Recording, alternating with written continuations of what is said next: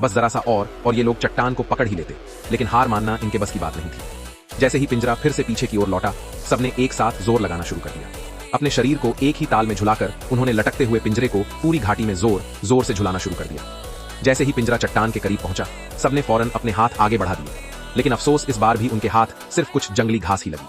कई बार तालमेल बिठाने और जान जोखिम में डालकर झूलने के बाद आखिरकार उन्होंने सामने लटक रही बेलों को पकड़ ही लिया।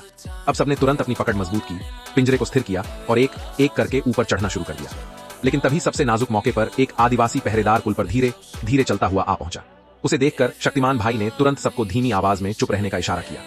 सबको कहा गया सांस रोक लो और बिल्कुल मत हिलो, लेकिन किस्मत को शायद कुछ और ही मंजूर था, क्योंकि उनमें से एक आदमी चोरी चुप के ऊपर चढ़ता ही रहा और तभी घबराहट में उसका हाथ बेलों के बीच छिपे एक मोम जैसे टुकड़े पर जा पड़ा।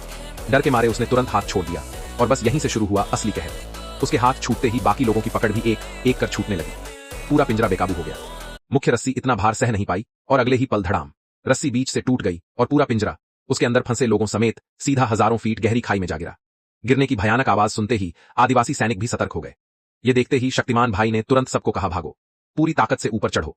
जान बचाने के लिए सबने बिजली की रफ्तार से चढ़ाई शुरू कर दी और किसी तरह आदिवासियों के घेरने से पहले वो लोग चट्टान के किनारे तक पहुंच गए।